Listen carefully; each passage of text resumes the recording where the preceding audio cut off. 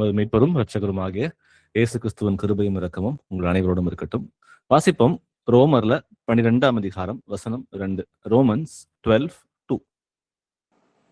நீங்கள் இந்த பிரபஞ்சத்திற்கு ஒத்த வேஷம் தெரியாமல் தேவனுடைய நன்மையும் பிரியமும் பரிபூர்ணமான சித்தம் இன்னதென்று பகுத்தறியத்தக்கதாக உங்கள் மனம் புதிதாகிறதுனாலே மறுரூபமாகுங்கள். ஆமென். ஆமென். ஸோ அல்டிமேட்டம் நம்ம கர்த்தராகிய இயேசு கிறிஸ்து வெளிப்பட போகிறார். நம்ம அவர் தரிசிக்க போகிறோம். அதுக்காக தான் இந்த உலகம் வேண்டாம், இந்த உலகத்துடைய காரியங்கள் எனக்கு விருப்பம் இல்லை, இதை விட்டுட்டு நான் கர்த்தர் வரும் பொழுது பரிசுத்தமுள்ள பிள்ளையாக அவர் தரிசிக்கணுன்ற அந்த ஒரு எண்ணத்தோட நம்ம எல்லாரும் அவரை நோக்கி ஓடிக்கொண்டிருக்கிறோம். அப்போ அந்த நித்திய ஜீவனுக்குள்ள பிரவேசிக்கணும் அப்படின்னா நம்ம எல்லாருக்கும் தேவையானது அந்த அல்டிமேட்டா அவர் என்ன விரும்புறாருன்னா நம்ம மனம் புதிதாகணும். பழைய மனுஷனுக்குரிய காரியங்கள் இருந்து விடுபட்டு புதிய மனுஷனாக மனம் புதிதாகி அவர் என்ன விருப்பப்படுகிறாரோ அந்த காரியத்தை நம்ம வந்து முழுமையாக உள்வாங்கிக் கொண்டு அதை வாழ்க்கையை நடைமுறைப்படுத்தி நம்ம அவர் விரும்பத்தக்க அந்த வாழ்க்கையை பரிசுத்தமுள்ள வாழ்க்கையை வாழ்ந்து அவர் வரும்போது அவரை தரிசிக்கிறதுக்கு நம்ம எல்லாரும் தயாராகணும்ன்றதுதான் கர்த்தருடைய சித்தம். அதற்கு நம்ம எல்லாருமே சேர்ந்து செய்ய வேண்டிய முதல் விஷயம் என்னன்னா மனம் புதிதாக வேண்டும். எதுல இருந்து அப்படின்னு பார்க்கும்பொழுதுதான் அந்த பழைய மனுஷனுக்குரிய காரியங்கள். அப்போ நம்முடைய மனம் எப்பேற்பட்டதாக இருக்குது அப்படின்னு நம்ம புரிஞ்சுக்கிற ட்ரை பண்ணோம்னா it is a battle ground. இது முன்னாடி டிஸ்கஸ் பண்ணியிருக்கோம் இந்த விஷயத்த. நம்ம இருதயத்துல மனுஷனுக்கு வந்து ஒரு நாளைக்கு கிட்டத்தட்ட 60,000 எண்ணங்கள் வந்து வருகிறதாம். தாட்ஸ் 60,000 தாட்ஸ் வந்து ஒரு நாளைக்கு ஒரு மனுஷனுக்கு வந்து வருது அப்படின்றத சயின்ஸ் சொல்லுது. அந்த 60,000 தாட்ஸ்ல கிட்டத்தட்ட 80% எதிர்மறையான எண்ணங்கள் தான், நெகட்டிவ் தாட்ஸ். நெகட்டிவ் தாட்ஸ் தான் ஒரு ரொம்ப கிட்டத்தட்ட 80-90% இருக்குன்னு சொல்றாங்க. அப்போ அவ்வளோ அதன் மத்தியில நம்ம என்ன பண்ணோம்னா எல்லாத்தையும் சிந்தித்து நம்ம வந்து செயல்படுத்துறது இல்லை. பட் நமக்கு எது ரொம்ப பிடித்திருக்கிறதோ அந்த காரியங்களை நம்ம வந்து என்ன பண்றோம்னா அதை பத்தி யோசிச்சு அதை பத்தி சிந்தித்து நம்ம அதுக்கு இடம் கொடுத்து நம்ம வந்து அதை வளர பார்க்கிறோம். ஸோ நம்ம மனசு பார்த்தீங்கன்னா it's like a battle ground. பிசாசானவன் வந்து நம்ம இருதயத்துல அநேக காரியங்களை விதைக்கிறதுக்கு அவன் வந்து முற்படுறான். ஏதோ பார்க்குறோம், சில காரியங்கள் மூலமாக அதை நம்ம பிடிச்சிருக்கு, அது வந்து கர்த்தருக்கு பிடிக்காம இருக்க காரியங்களா இருக்கலாம். இருந்தாலும் கூட நம்ம வந்து எனக்கு பிடிச்சிருக்கு, என் மனசத்துக்கு பிடிச்சிருக்குன்னு சொல்லி நம்ம சில காரியங்களை நடப்படுத்துறோம். அப்போ இப்படி ஒரு நிறைய பேட்டில் இருக்கு நம்ம இருதயத்துல. அப்போ அந்த பேட்டில் கிரவுண்டா இருக்கிறதுனால அந்த மைண்டை நம்ம வந்து ரினியூ பண்ணி அந்த புதிதான மனமாக மாற்றி கொண்டு வர வேண்டும் என்று கர்த்தர் விரும்புகிறார். அப்போ ஒரு மனுஷன் மனம் இருதயத்தை வந்து மாற்றத்தை கொண்டு வராம ஒரு மனம் புதிதான மனுஷனாக மாறாம வாழும் பொழுது எப்பொழுதுமே ஒருபோதும் கர்த்தருக்கு பிரியமான ஒரு வாழ்க்கையை வாழ்றதுக்கு வாய்ப்பே இல்லை. ஏன்னா பழைய மனுஷன் வேண்டாம் அப்படின்னா நம்ம புதிய மனுஷன் கர்த்தர் சிருஷ்டித்திருக்கிறார்.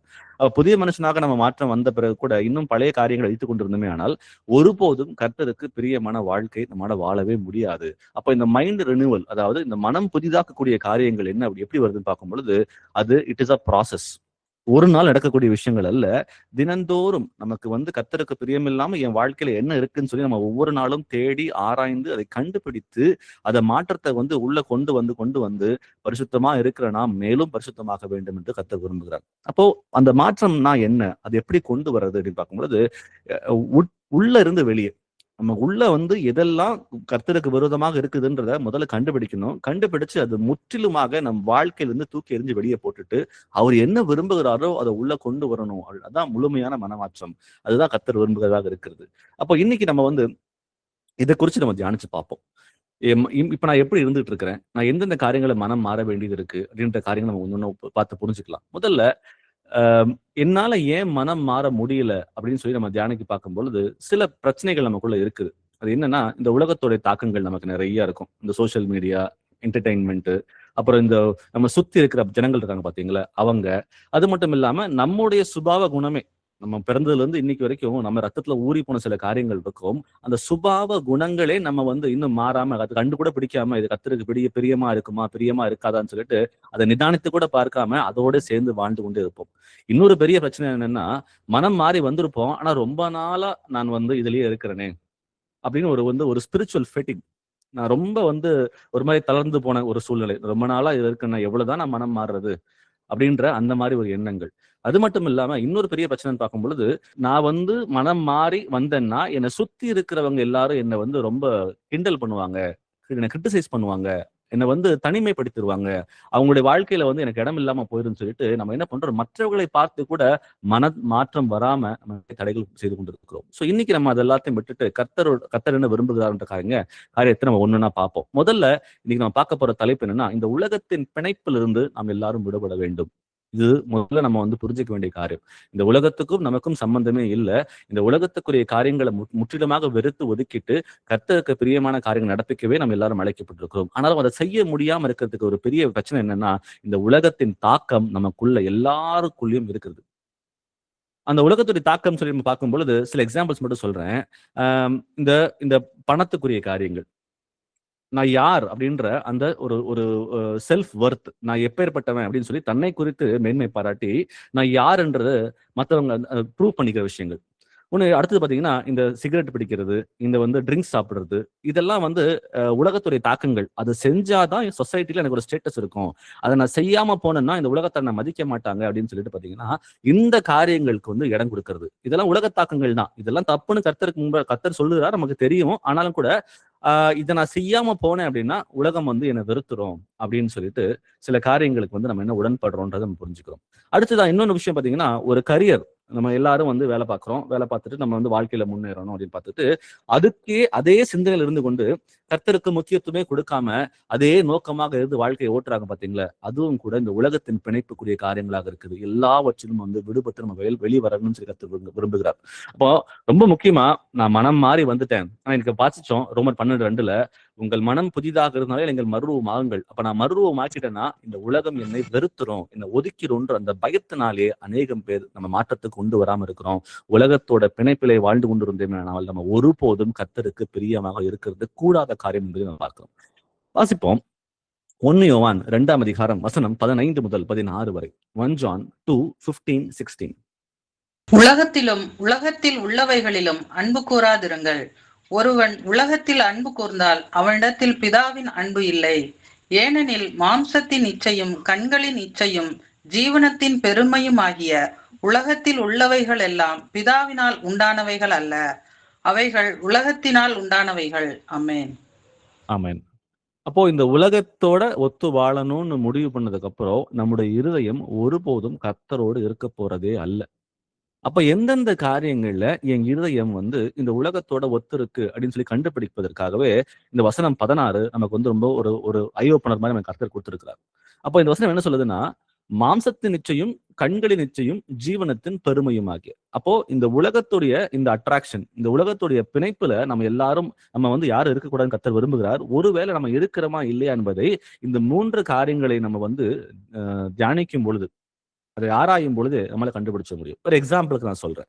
மாம்சத்தின் இச்சை அப்படின்னு சொல்லி பார்க்கும் பொழுது, இந்த ட்ரிங்க்ஸ் பண்றாங்க பாத்தீங்களா, தன்னுடைய மாம்சத்துடைய அந்த இச்சைகளை நிறைவேற்றுவதற்காக ட்ரிங்க்ஸ் பண்றாங்க. இப்போ சிகரெட் பிடிக்கிறது, எக்ஸசிவ் ஈட்டிங், அப்போ அதிகப்படியான அந்த உணவின் மேல இருக்கிற அந்த ஆர்வம், அப்போ இந்த மாதிரி காரியங்கள். அடுத்தது வந்து சோம்பேறித்தனம், கோபம், வைராக்கியம், இந்த மாதிரி காரியங்கள் எல்லாமே மாம்சத்தின் இச்சைகளை வந்து நிறைவேற்றுகிற காரியங்களாக இருக்கிறது.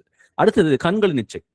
அப்போ நம்ம சில காரியங்களை பாக்குறோம். நம்ம வந்து ஒரு கார் பாக்குறோம், ஒரு வீடை பாக்குறோம், இல்ல வந்து ஒரு ஒரு ஒரு திங்ஸ் நமக்கு வந்து தேவையே இருக்காது. ஒரு திங்ஸ் நம்ம பாக்குறோம். அது பார்க்கும் பொழுது நல்லா இருக்கே, நமக்கு தேவையே, அது தேவையா இருக்கிற பட்சத்துல ஓகே. ஆனாலும் கூட அது தேவை இருக்கா தேவை இல்லையான்னு கூட எதையும் யோசிக்காம அதை பார்க்கும் பொழுது ஒரு அட்ராக்ஷன் அதோட.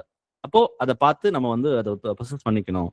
இப்போ ஒரு எக்ஸாம்பிளுக்கு வந்து ஏவாள் பண்றாங்க பாத்தீங்களா, அந்த பழத்தை பார்க்க அது கண்ணுக்கு வந்து இச்சிக்கத்தக்கதாக இருக்குன்னு சொல்லிட்டு பழத்தை புசிக்கிறாங்க. அப்ப அது போல கண்களின் மூலமாக சில காரியங்களை நம்ம பார்த்து இச்சித்து அதை நம்ம வாழ்க்கையில வந்து ப்ரொசஸ் பண்ணிக்கணும், அது எனக்கு தேவைன்னு சொல்லி நம்ம வந்து வாங்கிக்கிறோம் பாத்தீங்களா. சோ கண்களின் இச்சை, அந்த கண்களின் இச்சை ஒரு விஷயம். அடுத்தது ஜீவனத்தின் பெருமை.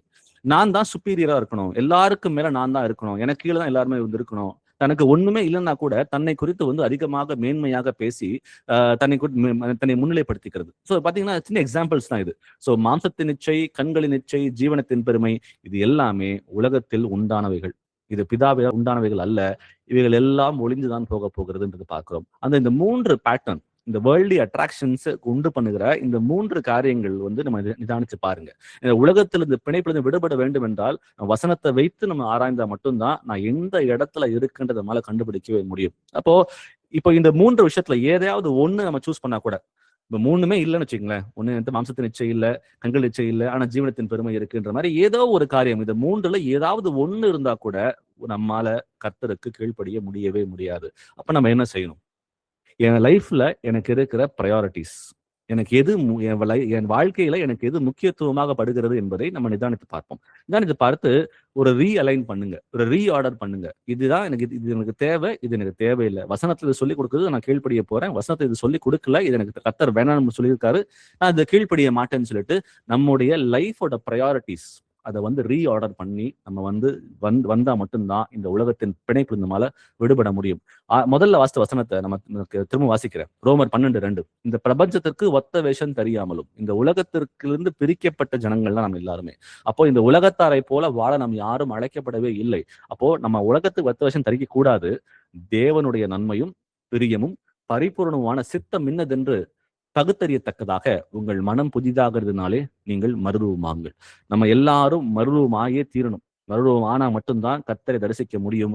மறுரூபம் ஆகணும்னா நம்முடைய மனம் புதிதாக வேண்டும். நம் மனம் புதிதாகிற காரியங்களை பார்க்கும் பொழுது இந்த மாம்சத்தின் இச்சை, கண்களின் இச்சை, ஜீவனத்தின் பெருமை ஆகிய இந்த காரியங்களிலிருந்து நம்ம எந்த இடத்துல இருக்கும்னு சொல்லி நிதானித்து அறிந்து அதுல இருந்து வெளியே வந்தா கண்டிப்பா நம்முடைய மனம் புதிதாகும். அதை எப்படி கண்டுபிடிக்கிறதுன்னு பார்க்கும் பொழுது தேவனுடைய வாக்கியங்கள், அதை நம்ம வாசிக்க தான் நம்ம எந்த நிலைமையில இருக்கோன்றதை நம்மளால புரிஞ்சுக்க முடியும். அதான் வசனம் சொல்லுது, தேவனுடைய நன்மையும் பிரியமும் பரிபூர்ணமான சித்தம் இன்னதென்று பகுத்தறியத்தக்கதாக. அப்ப வசனத்தை வாசிக்கும் போது மாத்திரம்தான் நம்ம கர்த்தருடைய சித்தம் என்ன என்பதை அறிந்து கொள்ள முடியும்.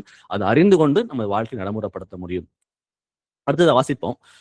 யாக்கோபு 4:4 வசனம் 4. ஜேம்ஸ் 4:4.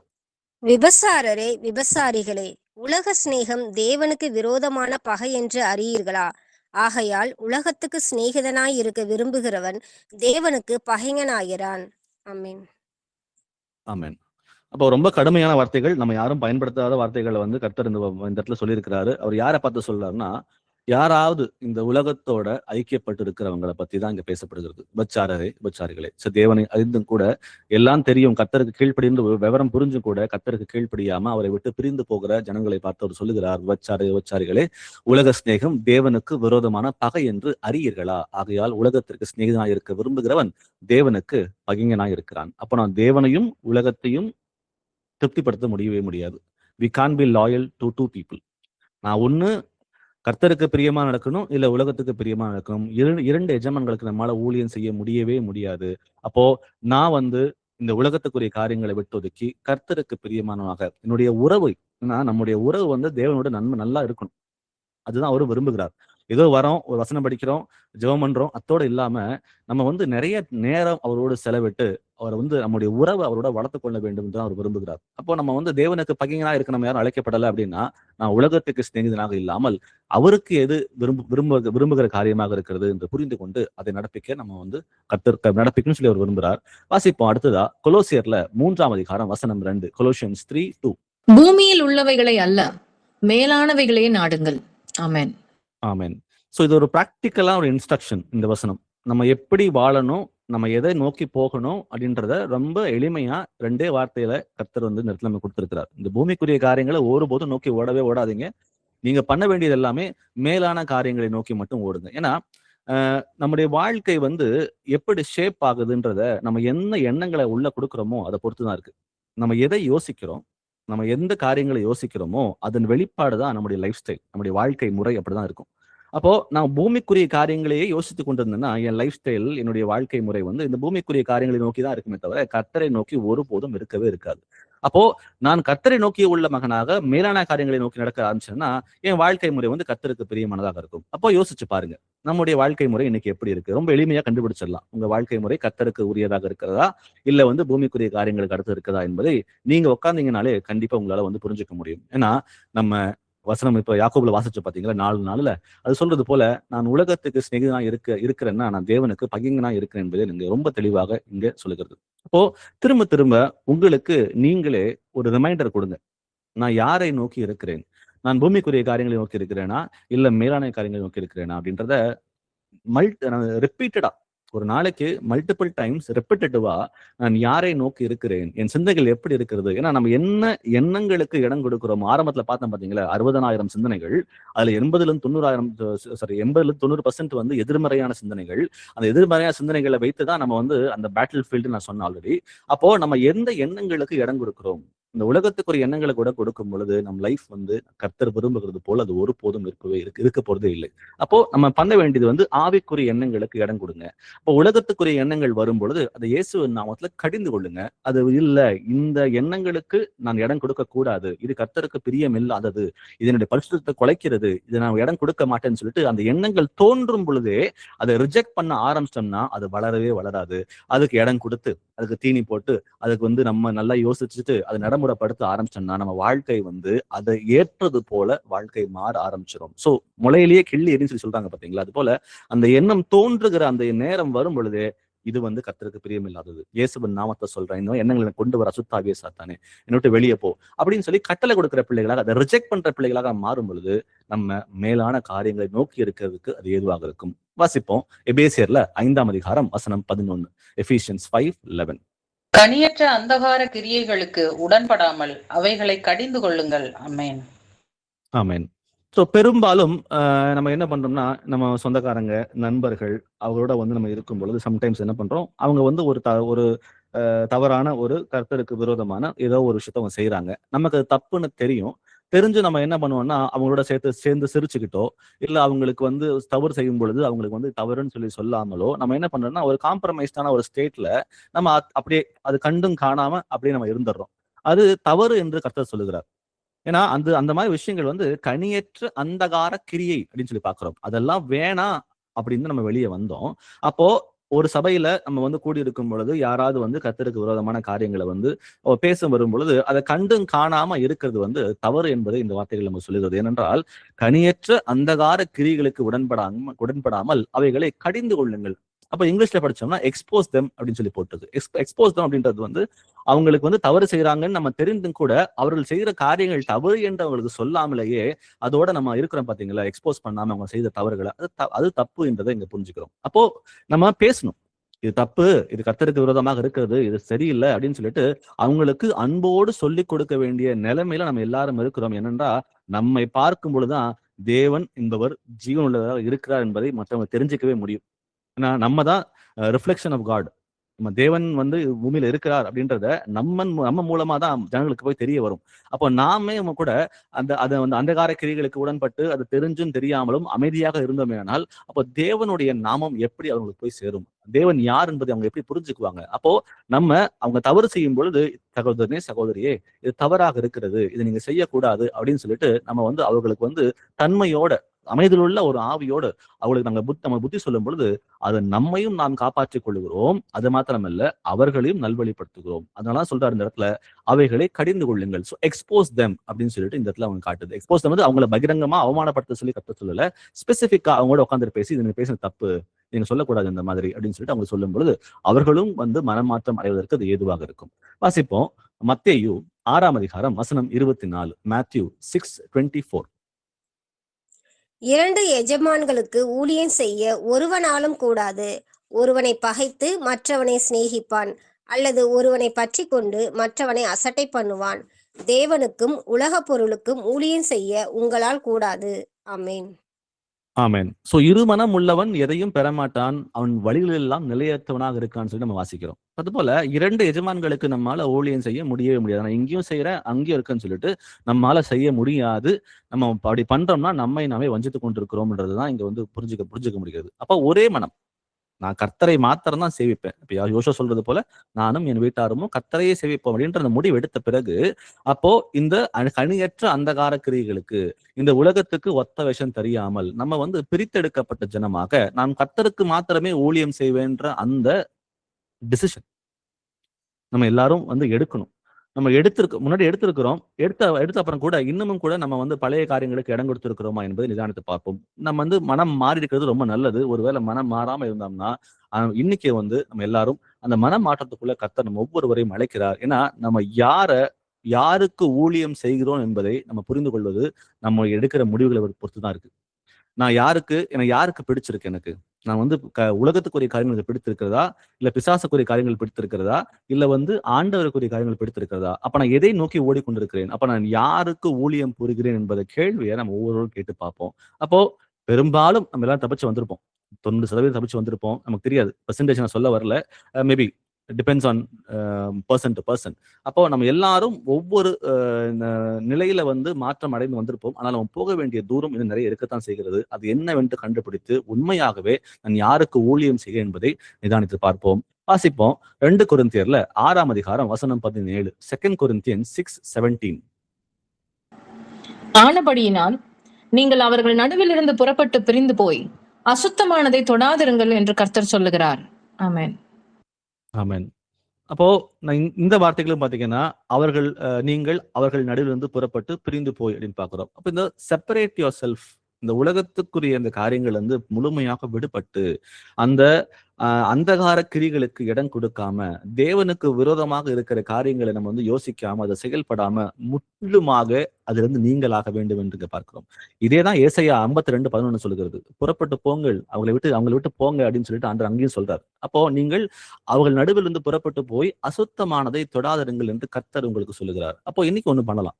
நம்ம எல்லாருமே கூட ஏதாவது ஒரு ஹேபிட், நம்ம செய்கிற ஏதாவது ஒரு செயல்முறை வந்து கர்த்தருக்கு பிரியமில்லாததா, அசுத்தமான காரியங்களாக ஏதாவது இருக்கிறதா, இந்த அசுத்தமான காரியங்கள் நடப்பிக்கிறதுனால எனக்கும் கர்த்தருக்கும் உரிய உறவு வந்து அது வந்து பரிசுத்த குலைச்சல் ஆகுகிறதா என்பதை நிதானித்து பார்ப்போம். ஏதாவது ஒண்ணு. இன்னைக்கு நம்ம எல்லாரும் இன்னைக்கு வந்து தியானிக்கிற தலைப்பே நம்ம மனம் புதிதாக வேண்டும். அப்ப இன்னைக்கு வந்து நம்ம செய்தி எல்லாரும் கேட்கறது எதுக்காக அப்படின்னா, இந்த வசனங்கள் மூலமாக நாம் ஏதாவது மனமாற்றம் அடைவதை கர்த்தர் வந்து நம்ம பேசுறாரா அப்படின்னு தான். அப்போது கேட்கறது மாத்திரமல்ல, அதை பிராக்டிக்கலா நம்ம இம்ப்ளிமெண்ட் பண்ணா மட்டும்தான். ஏன்னா நான் ஆரம்பத்தையே சொன்னேன் பாத்தீங்களா, இந்த மைண்ட் ரினியூவல், இந்த மனம் புதிதாகிறது அப்படின்றது வந்து இது ஒரு ப்ராசஸ். இது தினந்தோறும் கடைபிடிக்க வேண்டிய செயல்பாடுகள். சோ ஒவ்வொரு நாளும் கர்த்தர் வந்து நமக்கு அநேக வார்த்தைகள் மூலமாக நம்மிடம் இடைப்படுகிறார். அப்ப இன்னைக்கு கூட யோசிச்சு பாருங்க, ஏதாவது ஒரு செயல்பாடு நான் செய்கிறது, இல்ல ஏதாவது ஒரு யோசனை நான் சிந்திக்கிறது வந்து கர்த்தருக்கு விரோதமாக இருக்கிறதா, அது வந்து என்னுடைய பரிசுத்த குலைச்சலுக்கு உண்டாக்குகிறதா, எனக்கும் கர்த்தருக்கும் உறவை முறித்து போடுகிறதா என்பதை நிதானித்து பார்த்து அந்த ஒரு விஷயத்த நம்ம விட்டு இன்னைக்கு வெளியே வந்தோம்னா அது நமக்கு நல்லதாக இருக்கும். வாசிப்போம் கலாத்தியர்ல 1ஆம் அதிகாரம் வசனம் 10. Galatians 1:10. இப்பொழுது நான் மனுஷரையா தேவனையா யாரை நாடி போதிக்கிறேன்? மனுஷரையா பிரியப்படுத்த பார்க்கிறேன்? நான் இன்னும் மனுஷரை பிரியப்படுத்துகிறவனாய் இருந்தால் நான் கிறிஸ்துவின் ஊழியக்காரன் அல்லவே. ஆமென். ஆமென்.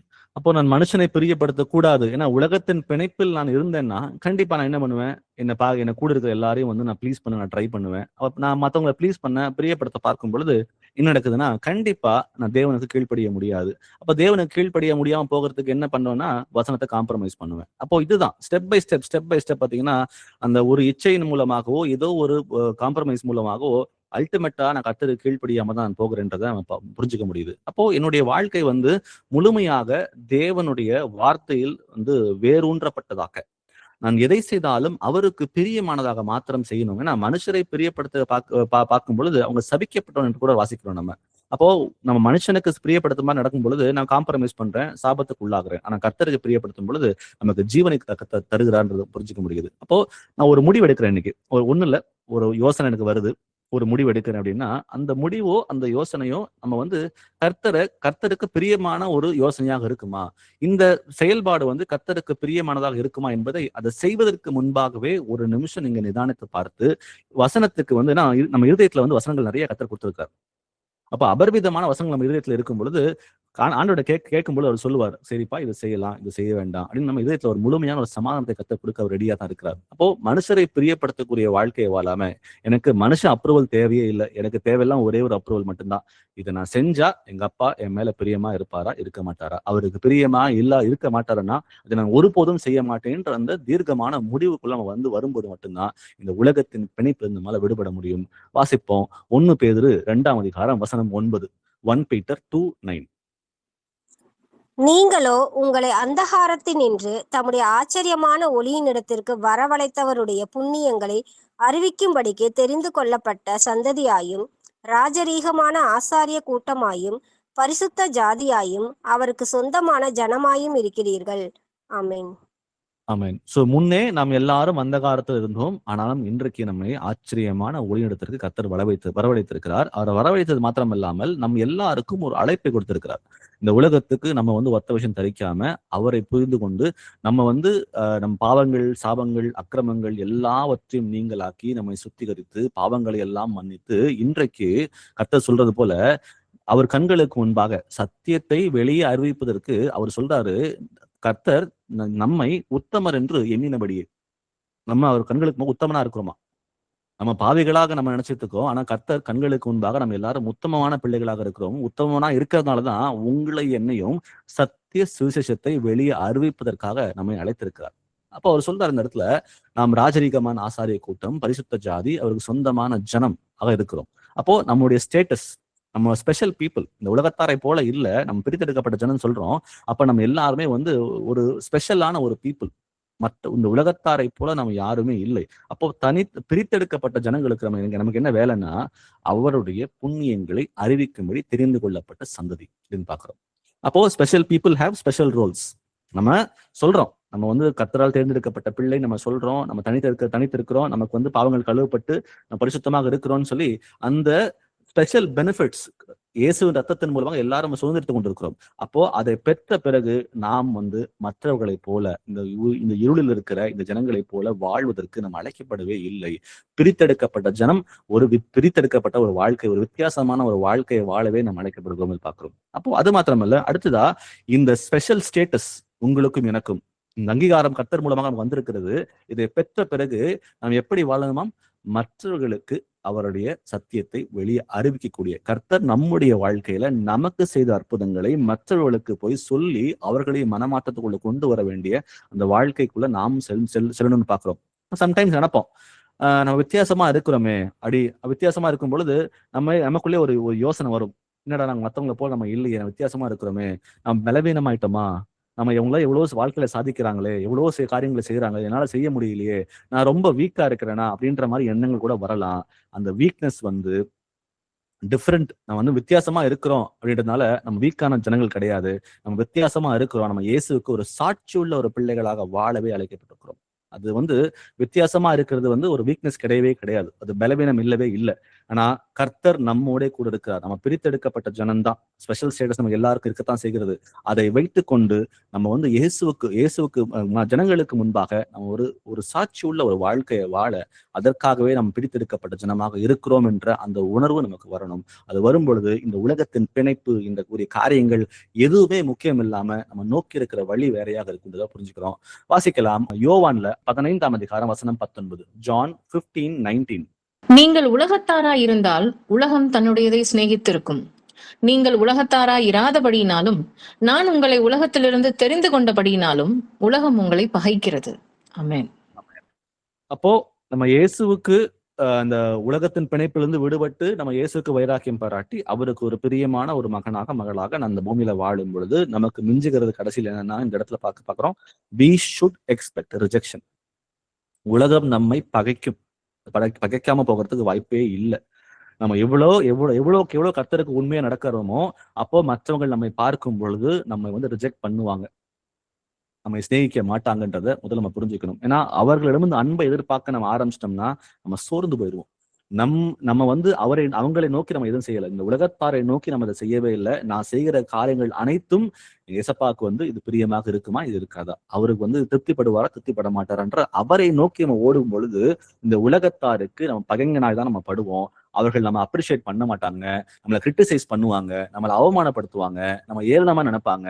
ஆனா அதையெல்லாம் நம்ம பெருசா பொருட்படுத்த ஆரம்பிச்சோம்னா நம்முடைய விசுவாசம் ஷேக் ஆயிடும். அதுக்கு இடம் கொடுக்காதீங்க. ஏன்னா கர்த்தர் சொல்றது போல, நீங்கள் உலகத்தாரா இருந்தால் உலகம் தன்னுடையதை சிநேகித்திருக்கும். நீங்கள் உலகத்தாரா இராதபடியினாலும் நான் உங்களை உலகத்திலிருந்து தெரிந்து கொண்டபடியினாலும் உலகம் உங்களை பகைக்கிறது. So we should expect rejection நமக்கு வரும்ன்றதை பார்க்கிறோம். ஆனா அது நம்ம எண்டு கிடையாது. நம்ம கர்த்தருக்கு எவ்வளவு வைராக்கியம் பாராட்டி நம்ம அவருக்கு பிரியமா நடக்கிறோமோ அவ்வளவு களவு நம்ம பரிசுத்தம் அடைகிறோம். பரிசுத்தம் அடைய கர்த்தருக்கு பிரியமான மகனாக மகளாக அவர் வரும்போது தரிசிப்பதற்கு ஏதுவாக இருக்கும். அப்போ எப்பெல்லாம் உங்களை யாராவது நிந்திக்கிறாங்களா, நமக்கு பிரித்தெடுக்கப்பட்ட ஜனமாக வாழணும்னு நம்ம ஆசைப்படுறோம், நம்ம எவ்வளவோ பிரயாசப்பட்டு சில காரியங்களை விட்டு ஒதுக்கி வருகிறோம். அப்போ அதை செய்யும் பொழுது உலகம் உங்களை ஏளனமாக பேசுகிறதா, உங்களை கிரிட்டிசைஸ் பண்ணுதா, அப்பெல்லாம் நீங்க ஒண்ணு பண்ணுங்க, ஒரு ஜெபம் பண்ணுங்க. ஜெபம் பண்ணிட்டு நீங்க எதற்காக கர்த்தரை ஏற்றுக்கொண்டீங்க அப்படின்ற விஷயத்த முதல்ல நினைச்சு பாருங்க. உங்க பர்பஸ் என்ன உங்க லைஃப்ல? இந்த உலகத்துல பெரிய ஆளாகணும், இந்த உலகத்துக்கு வந்து நான் வந்து உலகத்தார போல வாழணுன்றதுக்காக நீங்க கர்த்தரை ஏத்துக்கிட்டீங்களா, இல்ல நித்திய ஜீவனை அடையணுன்றதுக்காக ஏத்துக்கிட்டீங்களான்றத உங்களை நீங்களே நிதானிச்சு பாருங்க. உங்களோட பர்பஸ் என்ன உங்க லைஃப்லன்றத நிதானித்து நீங்க பார்க்கும் பொழுது அவர்கள் சொல்லுகிற அந்த வார்த்தை நம்மை ஒருபோதும் புண்படுத்தாது. ஏன்னா இந்த மாதிரி சில விஷயங்கள் வந்து இந்த ரிஜெக்ஷன் ஃப்ரம் பியர்ஸ், இந்த உலகத்தார் கூட இருக்கிறோம் பாத்தீங்கல்ல, அவர்கள் மூலமாக வருகிற இந்த வார்த்தைகள் வந்து நம்ம நிறைய பாதிக்குது. அந்த பாதிப்புக்கு இடம் கொடுக்கவே கொடுக்காதீங்க. ஜெபம் செய்து விட்டு நம்ம எதுக்காக அழைக்கப்பட்டோம், நான் எங்க போய் சேரப்போகிறேன், எனக்கு யார் அப்பாவா இருக்கிறார், என்னுடைய அடையாளம் என்ன என்பதை நம்ம நினைவு கூறும் பொழுது அவர்கள் சொல்லுகிற காரியங்கள் வந்து நமக்கு வந்து ரொம்ப அது பெருசா இறுதியில படவே படாது. அவர்களையும் மன்னித்து அவர்களையும் ஆசீர்வதித்து நம்ம முன்னோக்கி போகிறதுக்கு அது ரொம்ப ஏதுவாக இருக்கும். வாசிப்போம் பிலிப்பியர்ல 3ஆம் அதிகாரம் வசனம் 20. பிலிப்பியன்ஸ் 3:20. நம்முடைய குடியிருப்போ பரலோகத்தில் இருக்கிறது. அங்கே இருந்து கர்த்தரா இருக்கிற இயேசு கிறிஸ்து என்னும் இரட்சகர் வர எதிர்பார்த்து கொண்டிருக்கிறோம். ஆமென். சோ உலகமும் அதில் உள்ளவைகள் எல்லாம் ஒளிந்து போகிறது. இங்க இருக்கிற எல்லாமே டெம்பரவரி மட்டும்தான். நம்ம பார்க்கிற நம்ம கண்களின் இச்சை, ஜீவனத்தின் பெருமை, அப்ப மாம்சத்தின் இச்சை, இந்த காரியங்கள் எல்லாமே டெம்பரவரி, எல்லாம் ஒளிந்து போகிறது. எதுவுமே நிலையானது அல்ல. ஆனா நமக்கு இருக்கிற ஒரே ஒரு நம்பிக்கை, வி ஆல் ஹோப், ஒரே ஒரு காரியம் மட்டும்தான், நம்முடைய குடியிருப்போ பரலோகத்தில் இருக்கிறது. அங்கே இருந்து கர்த்தரா இருக்கிற இயேசு கிறிஸ்து என்னும் இரட்சகர் வர எதிர்பார்த்து கொண்டிருக்கிறோம். அப்போ அந்த ஹோப் நம்ம ப்ரையாரிட்டி என்ன நம்ம வாழ்க்கையில? நம்ம வந்து இந்த உலகத்துக்குரிய காரியங்களை நம்ம ப்ரையாரிட்டியா? இல்லவே இல்லை. நம்முடைய ப்ரையாரிட்டி ஒண்ணு மட்டும்தான், ஏசப்பா வரப்போகிறார், அவரோட சதா காலம் நான் வாழ போகிறேன். அப்ப அதுதான் என்னுடைய வந்து ப்ரையாரிட்டி. அதுக்கு நான் என்னவெல்லாம் செய்யணுமோ அது எல்லாம் நான் செய்வேன்ற அந்த பார்வையோட வாழ்க்கையை பார்க்க ஆரம்பிச்சோம்னா இந்த உலகத்துக்குரிய காரியங்கள் நமக்கு மயக்காது. ஜனங்கள் பேசுகிற காரியங்கள் நம்மை புண்படுத்தாது. அவர்களுக்காக நம்ம ஜெபம் பண்ணுகிற பிள்ளைகளாக நம்ம மாறுவோம். இந்த உலகத்துக்குரிய காரியங்களை மேற்கொள்வது ரொம்ப எளிதாக இருக்கும். ஏன்னா நமக்கு வந்து ஒரு ப்ரெஷர் வரும், ஜனங்கள் மூலம் ப்ரெஷர் வரும். ஆனா அந்த ப்ரெஷர் வர்ற அந்த சூழ்நிலை எல்லாவற்றிலுமே வந்து நம்ம நினைத்து பார்க்க வேண்டியது ஒண்ணு மட்டும்தான், என்னுடைய குடியிருப்பு பரலோகத்தில் இருக்கு. இவர்கள் சொல்லுகிற வார்த்தை என்னை ஒருபோதும் வந்து அசர விடாது. நான் வந்து விசுவாசத்தை நிலைத்திருக்கிற மகளாக நான் வாழ்வேன். என்னுடைய பர்பஸ் என் லைஃப்ல இதுதான் அப்படின்றத புரிந்து கொண்டு நம்ம நடக்கும் பொழுது நம் வாழ்க்கை முறை வேறையாக இருக்கும். ரெண்டாவதா இன்னைக்கு முதல்ல பார்த்த தலைப்பு வந்து உலகத்தின் பிணைப்பிலிருந்து நம்ம விடுபட வேண்டும் என்ற காரியங்களை சில வசனங்களை பார்த்தோம். ரெண்டாவதா பார்க்கும் பொழுது நம்முடைய எண்ணங்கள் துவங்கும் இடத்தை நாம் அடையாளம் காண வேண்டும். ஏன்னா ஆரம்பத்துல சொன்னது போல என்னுடைய மைண்ட் தான் ஒரு பெரிய பேட்டில் ஃபீல்டு. அந்த மைண்ட்ல வந்து கிட்டத்தட்ட 60,000 எண்ணங்கள் வருகிறது. அந்த 60,000 எண்ணங்களுக்கு நம்ம இடம் கொடுக்கறது கிடையாது. சில காரியங்கள் எனக்கு ரொம்ப எது பிடித்திருக்குதோ, என்னுடைய எண்ணங்களுக்கு எனக்கு என் மாம்சத்துக்கு எது ரொம்ப பிடித்திருக்கிறதோ அந்த காரியத்தை மாத்திரம் என்ன பண்றேன்னா, ஷெல்ஃப்ல இருந்து ஒரு விஷயத்த உருவுற மாதிரி அதை ஒண்ணு மட்டும் அப்படியே உருவி எடுத்து நான் அதை யோசிச்சு அசை போட்டு அதை எண்ணி என்ன பண்றேன்னா நான் பாவத்தை விழுகிறேன். அப்போ முதல்ல இந்த வார்த்தைகள் சொல்றது போல நம்முடைய எண்ணங்கள் துவங்கும் இடத்தை நாம் அடையாளம் கண்டுபிடிச்சே ஆகணும். அந்த எண்ணம் வந்து தேவனிடம் வருகிறதா, இல்ல நான் சுயமா யோசிக்கிறேனா, இல்ல பிசாசு வந்து அந்த மாதிரி யோசிக்க எனக்கு வந்து தூண்டுதல் பண்றானா அப்படின்னு சொல்லிட்டு முதல்ல அந்த தூங்கும் இடங்களை வந்து நம்ம வந்து கண்டுபிடிக்க வேண்டும். மனுஷனுக்கு பெரும்பாலும் இருக்கிற ஒரு பெரிய பிரச்சனையே கவலை தான். ஒரு பெரிய கவலை, எதை குறித்தாலும் ஒரு கவலை. என்னை யார் ஆளுகை செய்கிறார், கவலை என்னை ஆளுகை செய்கிறதா இல்ல கர்த்தர் என்னை ஆளுகை செய்கிறார்ன்ற டிஃபரன்ஷியேட் கூட பண்ண முடியாம ஒரு சின்ன பிரச்சனைகள் வரும் பொழுது முழுமையாக அதிலேயே வந்து விழுந்து போய் அந்த கவலை, அந்த கர்த்தருக்கு மேல அந்த கவலை பெருசா போயிடுது. அப்போ அதெல்லாம் எதனால வருதுன்னா அந்த எண்ணங்களுக்கு இடம் கொடுத்துட்டு கவலைப்பட்டு கொண்டிருக்கிறதுனால ஒரு முழம் கூட்டவோ ஒரு முழம் குடைக்கவோ முடியவே முடியாதுன்னு சொல்லி கர்த்தர் சொல்லுவார். இதெல்லாம் நமக்கு தெரியும், வசனம் எல்லாம் தெரிந்து கூட பிராக்டிக்கலா வரும் பொழுது நம்ம வந்து சமயம் விழுந்து போகிறோம். அப்போ அந்த எண்ணங்களை கட்டுப்படுத்தாம அதை அப்படியே வளர விட்டு இன்னும் இருக்கிற அந்த சின்ன பிரச்சனையா இருக்கும். ஆனா ஒண்ணுமே இல்லாம அதை வந்து ஊதி பெருசாக்கி அது நடக்கவே நடக்காது. ஆனாலும் அதை குறித்து பெரிய கவலைப்பட்டு கொண்டே இருக்கிற ஒரு சூழ்நிலை. வாசிக்க கேட்போம், நம்ம இதை குறித்து தியானிப்போம். 2 கொரிந்தியர்ல 10ஆம் அதிகாரம் வசனங்கள் 3 முதல் 5 வரை. 2 Corinthians 10:3-5. நாங்கள் மாம்சத்தில் நடக்கிறவர்களாய் இருந்தும் மாம்சத்தின்படி போர் செய்கிறவர்கள் அல்ல. எங்களுடைய போராயுதங்கள் மாம்சத்துக்கேற்றவைகளாய் இராமல் அரண்களை நிர்மூலமாக்குகிறதற்கு தேவபலம் உள்ளவைகளாய் இருக்கிறது. அவைகளால் நாங்கள் தர்க்கங்களையும் தேவனை அறிகிற அறிவுக்கு விரோதமாய் எழும்புகிற எல்லா மேட்டிமையையும் நிர்மூலமாக்கி எந்த எண்ணத்தையும் கிறிஸ்துவுக்கு கீழ்ப்படியே சிறைப்படுத்துகிறவர்களாய் இருக்கிறோம். ஆமென். ஆமென். சோ நான் திரும்ப வந்து ரிப்பீட் பண்ற காரியத்தை, மொத்தம் 60,000 சிந்தனைகள். அந்த 60,000 சிந்தனைகள்ல 80% வந்து எதிர்மறையான சிந்தனைகள். நம்ம ஒண்ணு மட்டும் புரிஞ்சுக்கணும், நம்ம இருதயத்துல நம்ம வந்து எண்ணங்கள்ல வருகிற அந்த சிந்தனைகள் எல்லாமே வந்து நியூட்ரலானது கிடையவே கிடையாது. அது வந்து நன்மையானதும் இல்லாம தீமையானதும் இல்லாம அது ஒரு ஹார்ம்லெஸ்ஸா இருக்க போறதே கிடையவே கிடையாது. அது வந்து 80-90% எதிர்மறையான சிந்தனைகள் தான். அப்போ அந்த எதிர்மறையான சிந்தனைகள் நம்ம இருதயத்துல வரும் பொழுது நம்ம உடனே அதை நம்ம நிறுத்தியே ஆகணும். அதுக்கு இடம் கொடுக்கவே கூடாது. எப்பெல்லாம் கர்த்தருக்கு விரோதமாக அது வந்து ஒரு சிந்தனை நம்ம இருதயத்துல வருகிறதோ உடனே அதை ஸ்டாப் பண்ணிட்டு நம்ம ரிஜெக்ட் பண்ணணும்.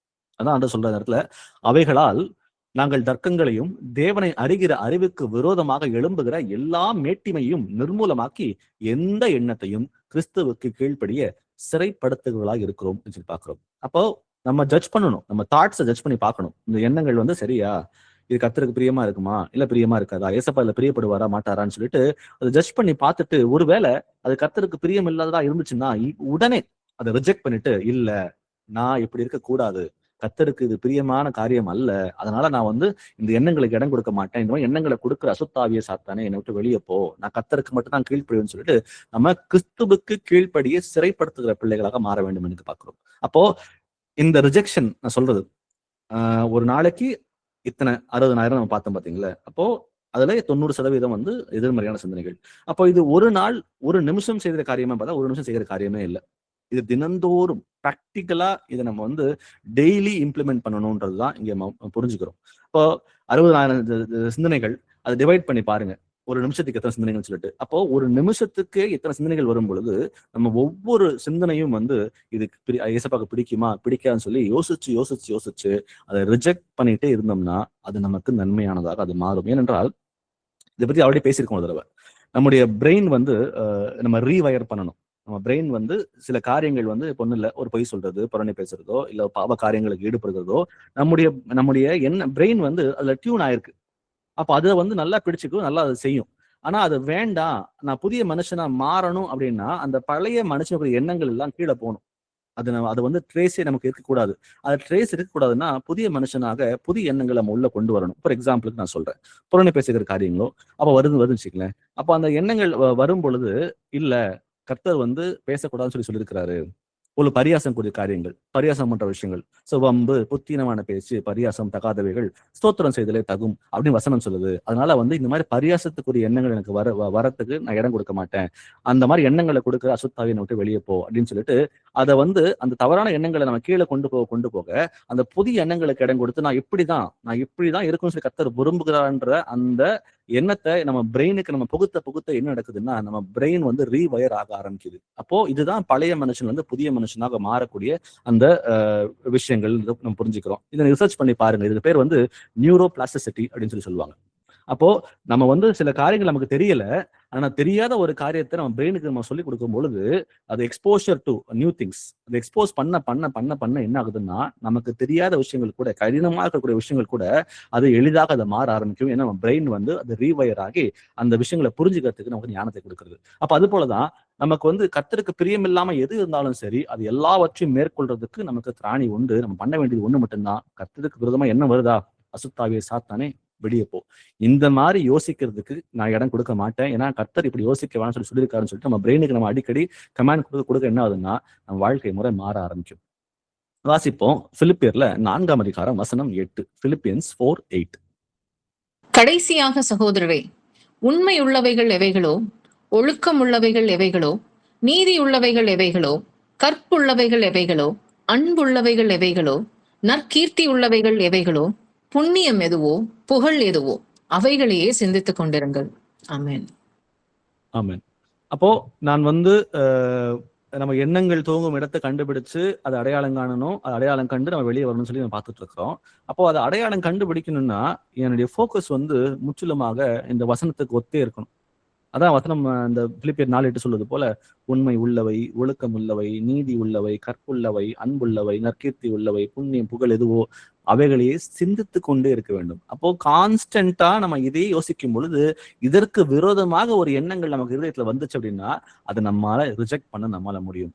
அப்போ இந்த எண்ணங்கள் இல்லாம, இந்த எண்ணங்களுக்கு இடம் கொடுக்காம உலகத்தோடய வாழ்ந்து கொண்டிருந்தோமே ஆனால் அப்போ இந்த வசனங்கள் நம்ம இதயத்துல இல்லாததுனால நம்ம வந்து ஏமாந்து போயிடுவோம். அது நம்ம கண்ணியாக நமக்கு மாறிடும். ஸோ எப்பொழுதுமே ஒவ்வொரு சிந்தனையும் ஒவ்வொரு செயல்பாடும் இது உண்மை பரிசுத்தமாக இருக்கிறதா, இது ஒழுக்கமுள்ள காரியமா, இது நீதி உள்ள காரியமா, இது கற்புள்ளதா, இது அன்புள்ளவைகளாக இருக்கிறதா என்பதை ஒவ்வொரு நிமிஷமும், ஏன்னா அந்த 60,000 சிந்தனையை வந்து டிவைட் பண்ணி பார்த்தோம்னா ஒரு நிமிஷத்துக்கு கிட்டத்தட்ட 45 சிந்தனைகள் நமக்குள்ள வருதுன்னு சொல்லிட்டு நம்ம பார்க்கிறோம்.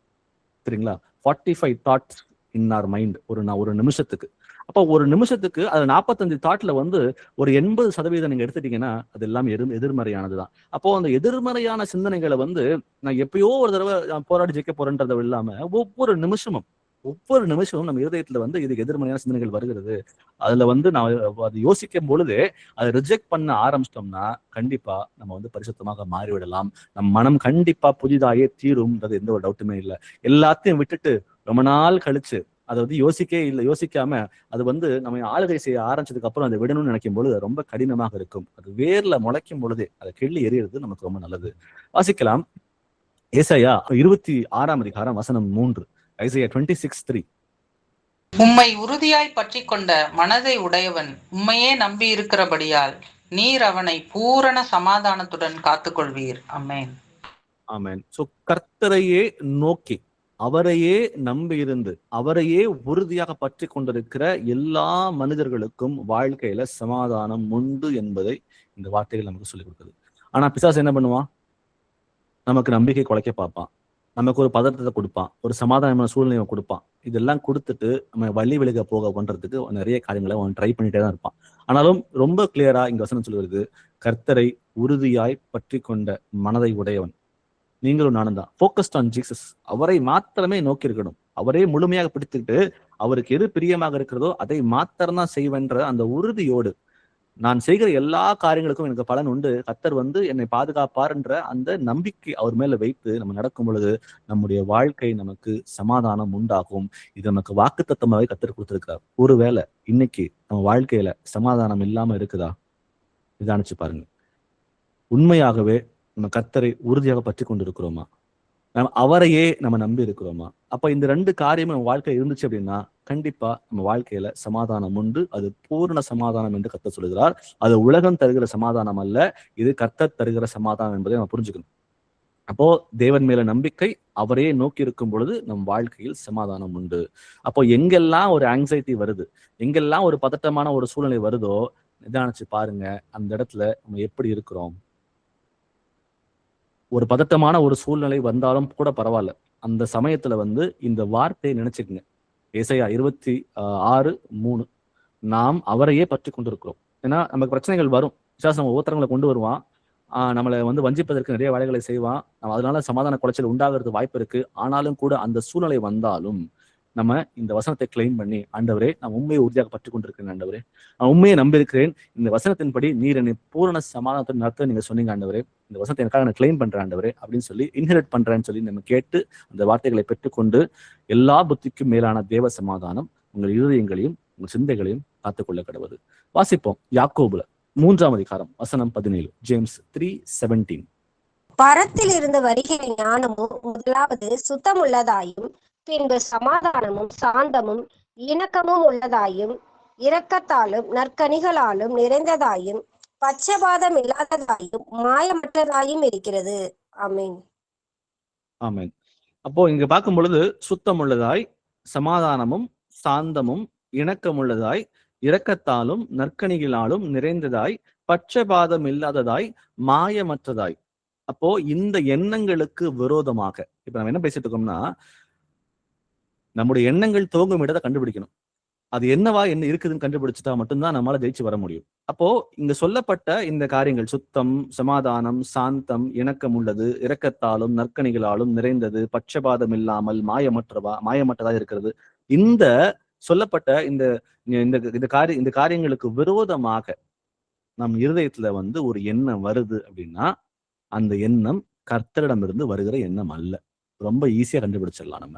அப்போ கர்த்தரிடமிருந்து ஒரு காரியம் வருதுன்னா இங்க சொல்லப்பட்ட விஷயங்கள் மூலமா மட்டும்தான் இருக்கும். அப்போ இதை புரிஞ்சுக்கிறதுக்கு நமக்கு ஞானம் இல்லை அப்படின்னு கேட்கும் பொழுதுதான் யாக்கோபு வசனம் சொல்லுகிறது, ஒருவன் ஞானத்தில் குறைவுள்ளவனாய் இருந்தால் யாவருக்கும் சம்பூர்ணமாய் கொடுக்கிறவர், ஒருவனையும் கடிந்து கொள்ளாதவர், அவரை கேட்கும் பொழுது கொடுக்கப்படும் சொல்லி சொல்லப்பட்டிருக்கு. அப்ப ஆண்டவரே இது டிசர்ன் பண்றதுக்கு எனக்கு முடியல ஆண்டவரே, இந்த தாட்ஸ் வந்து எங்க இருந்து வருது எனக்கு தெரியல ஆண்டவரே, எனக்கு நீங்க சொல்லிக் கொடுங்க அப்படின்னு சொல்லி அவரை கேட்கும் பொழுது, ஒரு தாழ்மையில இருதயத்தோட அவரிடம் கேட்கும் பொழுது கண்டிப்பா நமக்கு அவர் உதவி செய்கிற தேவன் தான். அப்போ இன்னில இருந்து எந்த ஒரு முடிவெடுத்தாலும் சரி, எந்த ஒரு யோசனைக்கு இடம் கொடுத்தாலும் சரி, அந்த எண்ணம் நமக்கு சமாதானத்தை உண்டு பண்ணுகிறதா. இங்க பார்த்தோம்ல, சமாதானமும் சாந்தமும் இணக்கமும் சுத்தமுள்ளதாயும் இரக்கத்தாலும் நற்கணிகளாலும். அப்ப இந்த சொல்லப்பட்ட இந்த காரியங்கள் வந்து நம்ம வந்து யோசிச்சு பார்த்து ஒரு முடிவெடுக்கும் பொழுதோ, ஒரு சிந்தனைகள் நமக்குள்ள வரும் பொழுதோ, நம்ம இது யோசிச்சு நம்ம நடைமுறைப்படுத்த ஆரம்பிச்சோம்னா நம்ம எண்ணங்கள்ல வந்து தவறான சிந்தனைகள் ஒருபோதும் வரவே வராது. அதுக்கு நம்ம இடம் கொடுக்க நம்ம மாட்டோன்றத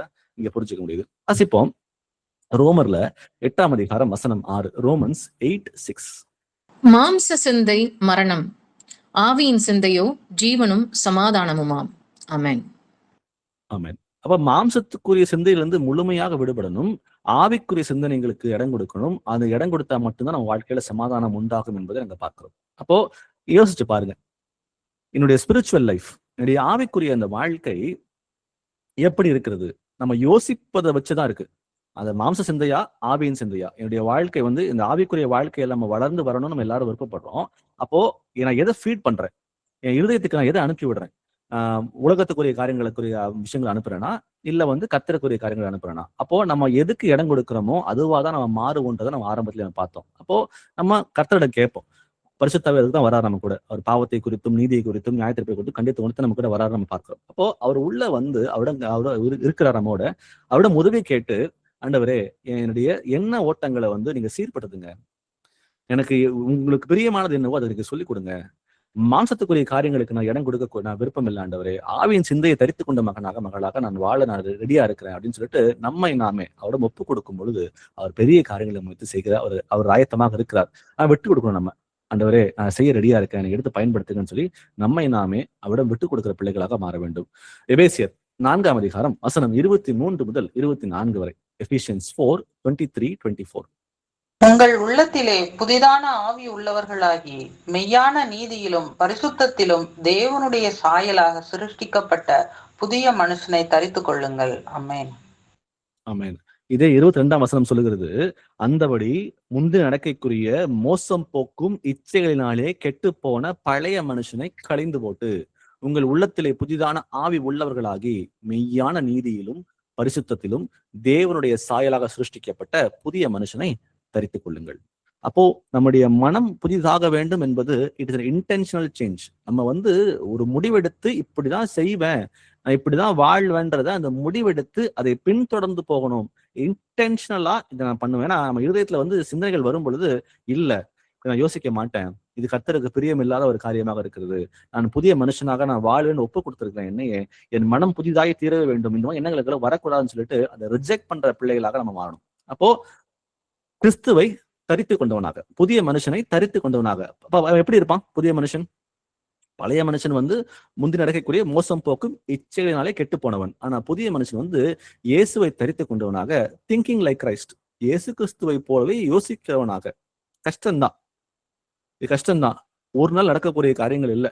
ஆனாலும் இதை நம்ம வந்து யோசித்து ஒவ்வொரு நாளும் ஒவ்வொரு நிமிஷம் நடைமுறைப்படுத்த ஆரம்பிச்சிட்டோம்னா கண்டிப்பா ஒரு காலகட்டத்துல வந்து நாமும் கூட பிரகாசித்து இருக்கிற ஒளியாக நம்ம எல்லாரும் மாற முடியும். அப்போ put on Christ, put off the old man. அந்த பழைய அந்த மோசம் போக்கும் அந்த பழைய மனுஷனை வந்து களைந்து போட்டு புதிய மனுஷனாக புதிய எண்ணங்களுக்குள்ள இந்த இடத்துல இயேசு கிறிஸ்து இருந்தாருன்னா அவர் எப்படி செயல்பட்டு இருப்பாருன்ற அந்த எண்ணங்களோட நம்ம யோசிக்க ஆரம்பிச்சோம் அப்படின்னா நம்ம ஜெயிச்சு வந்துடலாம். அப்போ இந்த பழைய மனுஷனுக்குரிய அந்த தாட் ப்ராசஸ் எப்பெல்லாம் இருதயத்துல, அந்த எண்ணங்கள் எப்பெல்லாம் இருதயத்துல வருகிறதோ அதை ரிஜெக்ட் பண்ண ஆரம்பிச்சுட்டு, இல்ல இயேசு கிறிஸ்து இந்த இடத்துல இருந்திருந்தாருன்னா அவர் இப்படிதான் செயல்பட்டு இருப்பாருன்ற அந்த எண்ணத்துக்கு இடம் கொடுக்கும் பொழுது நம்மால வந்து அந்த எண்ணம், இந்த ஆரம்பத்துல வருகிற எண்ணங்களை ஜெயிச்சு வர நம்மளால எளிதாக இருக்கும். 1 யோவான்ல 4ஆம் அதிகாரம் வசனம் 1 வாசிக்கலாம். 1 John 4:1. பிரியமானவர்களே, உலகத்தில் அநேக கள்ள தீர்க்கதரிசிகள் தோன்றி இருப்பதினால் நீங்கள் எல்லா ஆவிகளையும் நம்பாமல் அந்த ஆவிகள் தேவனால் உண்டானவைகளோ என்று சோதித்தறியுங்கள். ஆமென். ஆமென். நம்ம இன்னமும் கூட சத்தியங்கள் வெளிப்பட்ட பிறகும் கூட நிறைய கேள்விகள், நிறைய டவுட்ஸ், அந்த டவுட்ஸ் எக்ஸ்ப்ளோர் பண்ண போறோம்னு சொல்லிட்டு என்ன பண்றோம்னா அந்நிய போதைகள் வந்து நம்ம வந்து நிறைய இடம் கொடுக்க ஆரம்பிச்சிட்டோம். அது ரொம்ப தவறு. அந்நிய போதனைக்கு இடம் கொடுக்க ஆரம்பிச்சிட்டோம்னா அவங்க சொல்லுகிற காரியங்கள் வந்து 99% சரியா தான் இருக்கும். ஆனா ஏதோ ஒரு இடத்துல வந்து தவறான ஒரு போதனை வர்றது கூட நமக்கு தெரியவே தெரியாது. அந்த வாழைப்பழத்துல ஊசி ஏத்துற மாதிரி. அப்போ நம்மளால அதை கண்டுபிடிக்கவே முடியாது. நமக்கு அது கண்ணியாகவே மாறிவிடும். ஆண்டவர் ரொம்ப கிளியரா சொல்றாரு, நம்ம கேர்ஃபுல்லா இருக்கணும். உலகத்தில் அநேக கள்ள தீர்க்கதரிசிகள் தோன்றியிருப்பதனால் நீங்கள் எல்லா ஆவிகளையும் நம்பாமல் அந்த ஆவிகள் தேவனால் உண்டானவைகளோ என்று சோதித்தறியுங்கள். நம்ம கேட்கறது எல்லாம் சரியா இருக்குன்னு சொல்லி எந்த நம்பிக்கையும் கிடையாது. நம்ம எதை செய்தாலும் வந்து அதை கேட்டு அதை யோசிச்சு இது சரியா இருக்கான்னு சொல்லி அந்த பெயநகரத்து மக்களை போல வேத வாக்கியங்களை ஆராய்ந்து பார்க்கணும். அந்த இவங்க சொல்லுகிற காரியம் வசனத்தோடு ஒப்பிட்டு போகிறதா இல்லையா என்பதை வந்து நம்ம வந்து நிதானித்து பார்த்துதான் நம்ம முடிவு எடுக்கணும். ஏனென்றால் உங்க ஆத்துமாக்கு நீங்க பொறுப்பு, என் ஆத்துமாக்கு நான் பொறுப்பு. அப்போ நம்முடைய மைண்டை வந்து தவறான போதனைகளுக்கு ஒருபோதும் இடம் கொடுத்துடாதீங்க. தவறான சிந்தனைகளுக்கு ஒருபோதும் இடம் கொடுத்துடாதீங்க. அது வரும் பொழுது அது ரொம்ப எளிமையாக ஒண்ணுமே இல்லாத மாதிரி வரலாம். ஆனா அதுக்கு இடம் கொடுத்துட்டோம்னா அந்த கண்ணில விழுந்து நம்ம வந்து நம்ம மேற்கொள்ள ஆரம்பிச்சிடும். அதை விட்டு வெளியே வரது கூட நமக்கு ரொம்ப கஷ்டமா போயிடும். வாசிக்க கேட்போம். 1 கொரிந்தியர்ல 2ஆம் அதிகாரம் வசனம் 16. 1 Corinthians 2:16. கர்த்தருக்கு போதிக்கத்தக்கதாக அவருடைய சிந்தையை அறிந்தவன் யார்? எங்களுக்கோ கிறிஸ்துவின் சிந்தை உண்டாயிருக்கிறது. ஆமென். ஆமென். உங்களுக்கும் எனக்கும் தான். எங்களுக்கோ கிறிஸ்துவின் சிந்தை உண்டாயிருக்கிறது. அப்போ கிறிஸ்துவின் சிந்தை உங்களுக்கும் எனக்கும் உண்டாயிருக்குது அப்படின்னா இந்த ஆங்கிள் இயேசு கிறிஸ்து இருந்திருந்தாருன்னா அவர் எப்படி யோசிச்சிருப்பாரு, அவர் எப்படி நடந்திருப்பாருன்ற அந்த சிந்தைக்குள்ள நம்ம வரணும். அது வந்துட்டு அந்த நடைமுறைப்படுத்த ஆரம்பிச்சோம்னா கண்டிப்பா நாமும் கூட அந்த எண்ணங்களுக்கு, அந்த எதிர்மறையான எண்ணங்களுக்கு இடம் கொடுக்காம இயேசுவை போல நம்மளால வந்து சிந்தித்து நம்மளால செயல்பட முடியும் அப்படின்றத இந்த வசனம் சொல்லிக் கொடுக்குது. வாசிப்போம். நீதிமொழிகள்ல 23ஆம் அதிகாரம் வசனம் 7. Proverbs 23:7. அவன் இருதயத்தின் நினைவு எப்படியோ அப்படியே அவன் இருக்கிறான். புசியும் பானம் பண்ணும் என்று அவன் உன்னோடே சொன்னாலும் அவன் இருதயம் உன்னோடே இராது. ஆமென். ஆமென். சோ இது நம்ம மற்றவர்களுக்கு நம்ம வந்து இம்ப்ளிமெண்ட் பண்றதை விட இந்த வசனத்தை நமக்கு நம்ம இம்ப்ளிமெண்ட் பண்ணிக்கலாம். அவன் இருதயத்தின் நினைவு எப்படியோ அப்படியே அவனும் இருக்கிறான். அப்போ என் இருதயம் எப்படி இருக்குதோ அப்படிதான் நானும் இருக்கிறேன்றத ரொம்ப கிளியரா இங்க சொல்லி கொடுக்குது. அப்போ இன்னர் தாட்ஸ், என் இருதயத்துக்குள்ள நான் இதெல்லாம் யோசிக்கிறேன். அப்போ நான் எதெல்லாம் யோசிக்கிறேன், எதுக்கெல்லாம் இடம் கொடுக்கிறேனோ அதுதான் என்னுடைய வெளிப்பாடாக இருக்கிறது. நானும் அப்படிதான் இருக்கிறேன். அப்போ ஆரம்பத்தை இதை பத்தி நம்ம பார்த்தோம். அப்போ நான் எதுக்கு இடம் கொடுக்கிறேனோ என் வாழ்க்கை முறை அப்படியாகவே அது மாறுகிறது. அப்போ என்னுடைய வாழ்க்கை முறை வந்து மாம்சத்துக்குரிய எண்ணங்களுக்கு இடம் கொடுக்கும் பொழுது மாம்சத்துக்குரியதாக மாறுகிறது. ஆவிக்குரிய எண்ணங்களுக்கு இடம் கொடுக்கும்போது அது ஆவிக்குரியதாக மாறுகிறதுன்றதை நம்ம புரிஞ்சுக்கணும். அப்ப நிதானிச்சு பாருங்க, என் இருதயத்தின் நினைவு எப்படி இருக்கிறது. அப்போ அது வந்து கர்த்தருக்கு பிரியமானதாக இருக்கிறதா இல்லது நம்ம கண்டுபிடிப்போம். ரொம்ப முக்கியமா இந்த இடத்துல வந்து ஒருவேளை அது நெகட்டிவான தாட்டா இருந்துச்சுன்னா அதை உடனே கண்டுபிடிச்சு இல்ல இப்படி இருக்கக்கூடாது, என்னுடைய எண்ணங்கள் இதுக்கு விரோதமாக நான் வந்து கர்த்தருக்கு விரோதமா நடக்க மாட்டேன் அப்படின்னு சொல்லி அதை ரிஜெக்ட் பண்ணி அதை சத்தியத்தை வச்சு இதை ரீப்ளேஸ் பண்ணணும். எக்ஸாம்பிள் ஆல்ரெடி பார்த்தோம்ல, பரியாசம் பண்றோம்னு எக்ஸாம்பிள் எடுத்துக்கல. அப்போ பரியாசம் பண்ற ஒரு சூழ்நிலை வருது அப்படின்னா இல்ல இது கர்த்தருக்கு விரோதமான ஒரு செயல்பாடாக இருக்கிறது. கர்த்தர் சொல்லுகிறார் பரியாசம் பண்ணக்கூடாதுன்னு சொல்லிட்டு நான் பரியாசம் பண்ண மாட்டேன் அப்படின்னு சொல்லிட்டு அந்த நெகட்டிவ் தாட்டை சத்தியத்தோட நம்ம வந்து ரீப்ளேஸ் பண்ணும் பொழுது நம்முடைய எண்ணங்கள் வந்து சீராக இருக்கும். அதான் ஆரம்பத்துல சொன்ன பாத்தீங்களா, அந்த பிரெயின் ரீவயரிங். அப்போ இந்த மாதிரி சத்தியத்துக்கு வந்து நம்ம அதிகப்படியாக எக்ஸ்போஸ் பண்ண நெகட்டிவான தாட்ஸ் நமக்குள்ள இருக்கும் பொழுது அது இல்லை அப்படின்னு சொல்லி ரிஜெக்ட் பண்ணிட்டு அதை சத்தியத்துக்கு ரீப்ளேஸ் பண்ணும் பொழுது ஆட்டோமேட்டிக்கா நம்முடைய எண்ண ஓட்டங்கள் முழுமையாக மாறும். இன்னைக்கு மாறாம போலாம், ஆனா ஒரு காலகட்டத்துல அது கண்டிப்பா மாறும். அப்ப பரியாசம் பண்ற சூழ்நிலையே வந்தாலும் கூட நம்மளால பரியாசம் பண்ண முடியாது. ஏன்னா நம்ம பிரெயின் வந்து ரீவயர் ஆயிடுச்சு அப்படின்றத நம்ம புரிஞ்சுக்கணும். வாசிப்போம் கடைசி வசனம், மத்தேயு 15ஆம் அதிகாரம் வசனம் 19. Matthew 15:19. எப்படியெனில் இருதயத்தில் இருந்து பொல்லாத சிந்தனைகளும் கொலைபாதகங்களும் விபசாரங்களும் வேசித்தனங்களும் களவுகளும் பொய்சாட்சிகளும் தூசணங்களும் புறப்பட்டு வரும். ஆமென். இருதயத்திலிருந்து பொல்லாத சிந்தை, கொலைபாதகங்கள், விபச்சாரங்கள், வேசித்தனங்கள், களவுகள், பொய்சாட்சிகள், தூஷணங்கள் புறப்பட்டு வரும். அப்போ அந்த தீமையானது எல்லாமே அங்கிருந்து தான் கிளம்பி வருகிறது. அப்போ எதை நான் இதயத்துல விதைக்கிறேனோ அதோட வெளிப்பாடா தான் நான் மாறுன்றதை நம்ம பார்த்துக்கிட்டு இருந்தோம். அப்போ அந்த தவறான எண்ணங்கள் வந்து அதிகமாக இடம் கொடுக்க என்னுடைய ஆக்ஷன்ஸ், என்னுடைய செயல்பாடுகள் வந்து நீங்க விரும்பினாலும் சரி நீங்க விரும்பினாலும் சரி அது தவறானதாகவே மட்டும்தான் அது இருக்குன்றதுல எந்த ஒரு டவுட்டுமே இல்லை. அதான் வசனம் சொல்லுகிறது, இந்த மாதிரி காரியங்கள் இங்கிருந்து கிளம்பி வரும் பொழுது அது உள்ளத்துல நிறைந்திருந்து நம்மையே அறியாம நம்மை விட்டு அதை வெளியே வரும்ன்றதை பார்க்கிறோம். இப்போ யோசிச்சு பாருங்க, நம்ம இருதயத்துல இந்த மாதிரி தவறான காரியங்கள் இருக்கிறதா? இருந்துச்சு அப்படின்னா அதை தூக்கி எறிஞ்சு வெளியே போட வேண்டியது நம்முடைய கடமை. ஏனென்றால் நம்ம ஆக்டிவா தினந்தோறும்ன்றதை விட ஒவ்வொரு நிமிஷமும் ஆல்ரெடி பார்த்தது போல 45 சிந்தனைகள் ஒவ்வொரு நிமிஷமும். அப்ப அந்த எல்லா சிந்தனைகளும் கர்த்தருக்கு பிரியமானதாக இருக்க போறதே இல்லை.